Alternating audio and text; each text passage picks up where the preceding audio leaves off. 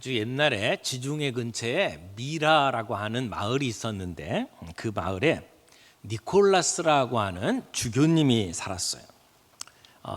이분은 로마 시대에 기독교를 믿는 사람들을 박해하던 때에 거의 사형 직전까지 갔는데 로마의 황제 콘스탄틴이 기독교를 이제부터는 자유롭게 믿어도 된다, 그렇게 선언해 줘서 풀려났던 분이에요. 근데 이 니콜라스 주교는 어렸을 때부터 예수님의 사랑을 배워서 가난한 사람들, 힘없는 사람들을 돌보는 일을 정말 좋아했습니다. 그래서 자기 재산을 가난한 사람들에게 나누어 주고 억울한 일은 당한 사람들 도와주고 아픈 사람을 보살펴 주는데 앞장을 섰어요. 평생 고아, 그리고 과부, 그리고 전과자, 창녀, 그리고 병든 사람의 친구로 살았습니다. 니콜라스 주교가 베풀었던 선행 가운데 가장 유명한 이야기는 세 자매가 있는 그 가정에 도움을 주었던 일입니다. 그 당시에 결혼을 하려면 지창금이라고 많은 돈이 필요했는데 이 세 자매의 집에는 그 돈이 없었어요.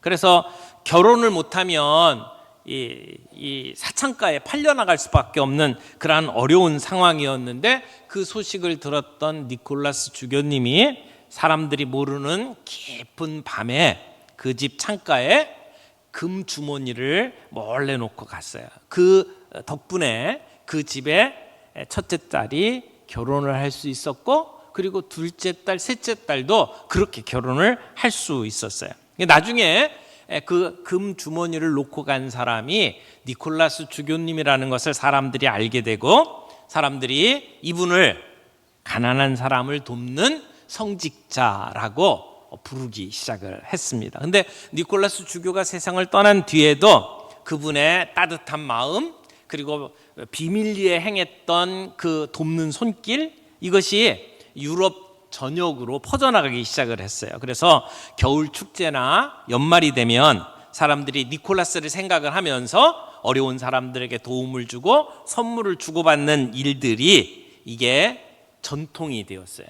근데 니콜라스라는 이름 앞에 성자, 세인트라는 이름을 붙여서 세인트 니콜라스 하다가 이게 산타클로스라고 되었다고 이야기를 해요. 그러니까 산타클로스의 유래가 이 니콜라스 주교님이었던 거죠. 어려운 사람들, 힘든 사람들 도와주는데 앞장섰던 그분의 이야기를 본따서 그래서 만들어진 이야기가 산타클로스라는 것입니다. 그런데 여러분, 성탄절의 주인공은 산타클로스가 아니에요. 주인공이 따로 있죠. 오늘 우리가 함께 기뻐하면서 찬양하는 예수 그리스도, 그분이 이 성탄의 주인공이시지요. 여러분, 성탄, 크리스마스가 왜 중요한 날인지 여러분 아십니까? 예수님이 탄생하신 날이기 때문에 우리는 그날을 기쁘게 생각을 합니다. 그날이 왜 그렇게 특별한 이야기인지 오늘 몇 가지 함께 나누기를 원합니다. 오늘 이 요한이라고 하는 분이 성경을 썼는데 성경 제일 처음에 편지를 쓰면서 맨 앞부분에 이렇게 말씀을 하는 거예요. 태초에 말씀이 계시다. 말씀이 하나님과 함께 계셨는데 이 말씀은 하나님이시다. 여러분, 여기 태초에 말씀이 계셨다 그렇게 얘기하는데 이 말씀이 누굴까요? 잘 모르겠죠. 이 말씀이 누군지 정확하지 않아요. 그런데 사실 여기 나오는 이 말씀은 예수님을 가리키는 거예요. 예수님이 말씀이라고 이야기를 하는 거예요. 왜 우리가 여기 말하는 말씀을 예수님이라고 이야기하는지 잠깐 함께 좀 살펴보기를 원해요. 여기 예수님은 태초에 말씀이 계셨다라고 하는 말씀에 이 말씀이 예수님이다라고 이야기를 했는데 이 말씀이 하나님하고 함께 계셨대요. 그리고 이 말씀은 하나님이시래요. 굉장히 어려운 말씀을 하고 있는데 근데 이 말씀으로 온 세상이 지어졌대요. 우리는 창세기에서 하나님이 태초에 천지 만물을 창조하셨다. 우리 그렇게 배웠잖아요. 하나님이 창조하셨다. 그런데 오늘 요한복음에 보니까 말씀이 창조했대요. 그런데 그 말씀이 하나님이시고, 그리고 그 말씀을 가만히 살펴보니까 그분이 예수님이다 라고 이야기를 하는 거죠. 여러분, 빛이 있으라 하니까 빛이 생겼죠. 그래서 하나님이 세상을 만드셨는데, 근데 그때 빛이 있으라 라고 하는 말씀이 곧 예수님이다 이렇게 이야기를 하는 거예요. 그러니까 예수님이 이 땅에 오셨다라고 하는 이야기를 우리가 이 성탄절에 하는데, 그 예수님은 태초에 이 세상을 만드신 하나님이었다라고 이야기를 하는 거죠. 그런데 생각을 해보세요. 온 세상을 지으신 하나님이 우리와 똑같은 사람의 몸을 입고 이 땅에 오시는 것이 이게 쉬운 일일까요? 그게 그 하늘에서 온 세상을 지으시고 하늘을 다스리시던 그 하나님이 사람이 되시는 것이 그게 좋은 일일까요? 하나님 편에서 보게 되면 그게 어려운 길이죠. 여러분, 잘 살던 집에서 못 사는 집으로 가는 것 쉽지 않잖아요. 내가 자동차 운전하면서 살았는데 자동차 다 팔아버리고 그리고 매일 걸어서 다니는 거 쉽지 않잖아요.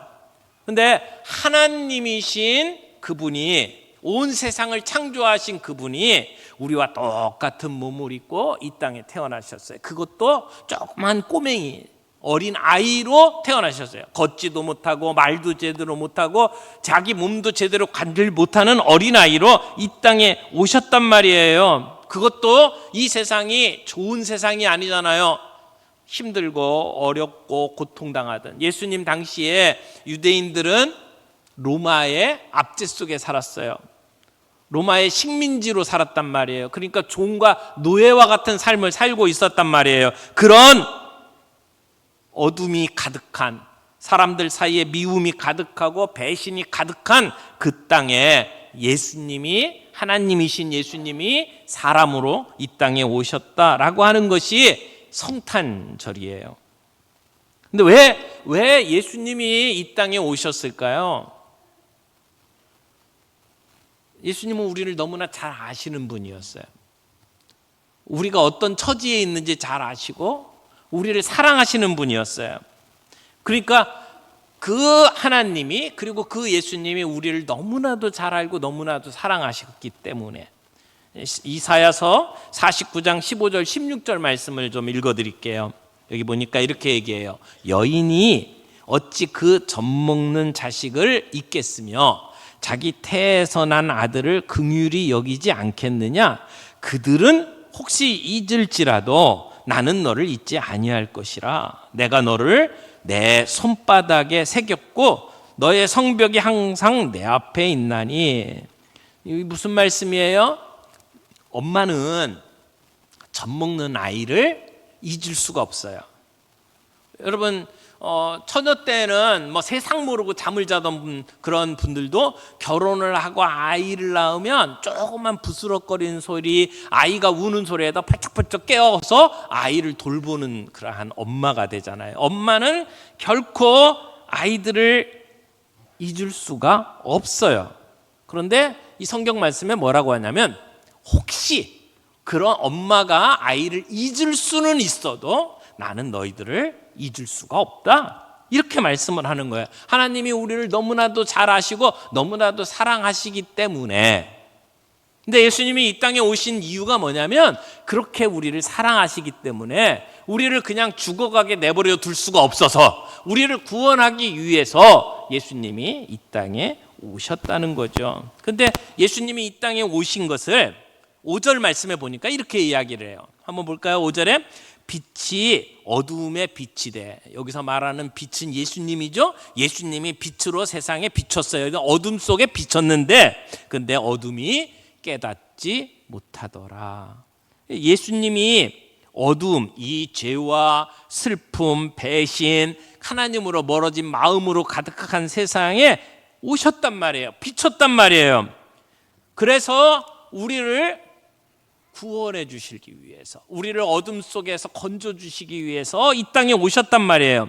여러분, 깜깜한 밤중에 혼자 있으면 무섭죠. 무섭고 답답한 느낌이 들죠. 그런데 누군가가 손전등을 켜면서 내가 여기 있어 라고 말해주면 우리에게 굉장히 안심이 되지 않겠어요? 그런데 예수님이 그런 분이라는 거예요. 우리들이 어둠 속에 있을 때에 우리에게 빛을 주시고, 그리고 내가 여기 있다, 나를 따라와라 라고 우리를 구원해 주신 분이 예수님이란 말이에요. 그런데 안타깝게도 세상은 그 예수님을 알아보지 못했어요. 믿음이 없었기 때문에 예수님이 이 땅에 오신 걸 알아보지 못했어요.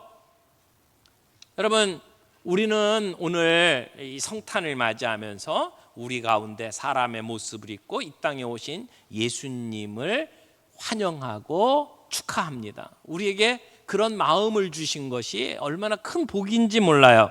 천사가 와가지고 그 베들레헴에 양을 치던 목자들에게 들려준 이야기 있죠. 누가복음 2장 11절에 보니까 천사가 이르되 무서워하지 말라, 보라 내가 온 세상에 미칠 큰 기쁨의 좋은 소식을 너희에게 전하노라. 오늘날 다윗의 동네에 너희를 위하여 구주가 나셨으니 곧 그리스도 주시니라. 여기 예수님이 태어났다고 이야기하는데 뭐라고 얘기해요? 너희를 위하여 구주가 나셨대요. 우리를 구원하실 주님이 태어나셨대요. 그 예수님이 우리를 구원하기 위해서 어떻게 하셨는지 알죠? 십자가에 못 박혀 돌아가셨어요. 사람의 몸을 입고 이 땅에 오신 예수님은 자라서 우리를 위해서 십자가에 돌아가셨어요. 왜? 우리 죄를 해결해 주시기 위해서. 우리 모두가 다 죄를 지었어요. 죽을 수밖에 없어요. 다 사형받아야 돼요. 그런 우리를 살려주기 위해서 예수님은 우리 죄를 다 짊어지고 십자가에서 대신 죽어주신 거죠. 근데 죽음으로 끝나지 않았어요. 예수님은 다시 부활하셨잖아요. 그래서 우리도 다시 살아나게 만들어 주신 거란 말이에요. 그래서 그 예수님을 믿기만 하면 우리가 모두 하나님의 자녀가 될 수 있는 특권을 주신 겁니다. 그래서 요한복음 1장 12절, 우리 본문 조금만 뒤에 가면 12절에 이렇게 이야기를 합니다. 영접하는 자, 곧 그 이름을 믿는 자들에게는 하나님의 자녀가 되는 권세를 주셨다. 그러니까 예수님이 이 땅에 오신 것은 우리의 죄의 문제를 해결하고 우리를 죽음에서 건져주기 위해서 오셨고, 우리가 그 예수님을 마음으로 받아들이고 믿기만 하면 우리는 누가 된다고요? 하나님의 자녀가 된다라고 말씀을 하는 거죠. 이게 오늘 우리에게 주신 특권이에요. 이 크리스마스에 우리가 우리를 위해서 이 땅에 오신 예수님을 기쁨으로 맞이하고 그 예수님을 마음속에 받고 내가 예수님 믿습니다, 예수님이 나의 주인이십니다 고백하면서 우리가 하나님의 자녀가 되는 특권을 누리게 하셨단 말이에요. 그러니까 이 성탄의 주인공은 산타크로스가 아니고 누구라고요? 예수님이라고요. 예수님이 하나님이시지만 우리를 구원하기 위해서 이 땅에 사람의 몸으로 태어나신 것이 성탄이라고요. 그래서 우리가 예수님을 믿을 때 우리는 하나님의 자녀가 되고, 그리고 이제는 그 예수님이 우리에게 주시는 기쁨, 자유, 이런 특권들을 우리가 누릴 수 있게 되는 거죠. 그리고 정말 기쁜 소식을 알고 있는 사람은 가만히 있질 못해요. 알리죠. 누군가에게 이 기쁜 소식을 알릴 수밖에 없어요. 내게 정말 기쁜 일이 있다. 그러면 나 혼자서 이렇게 기뻐하면서 그냥 간직할 수가 없어요. 다른 사람들에게 알려줘야 하잖아요. 아직도 이 기쁨을 모르고 어둠 속에 있는 사람들에게 예수님이 탄생하셨다, 메리 크리스마스 소식을 전할 수 있는 저희 모두가 되기를 바랍니다. 여러분, 크리스마스는 단순히 그냥 선물 주고받고 가족끼리 모여서 밥 먹고 그런 날이 아니에요. 그보다 훨씬 더 의미 있는 날이에요. 예수님이 이 땅에 오신 날. 하나님께서 우리를 너무나도 사랑하셨기에 우리 곁에 오셔서 우리와 함께 하신 날. 그래서 우리가 이 성탄절을 맞이해서 마음속에 감사하고 우리 그 빛을 다른 사람들에 함께 나눌 수 있기를 바랍니다. 집에서, 학교에서, 그리고 친구들에게 그 예수님의 사랑, 예수님이 우리에게 주신 기쁨, 그 자유를 함께 나누어 줄 수 있는 이번 성탄절이 되기를 바랍니다.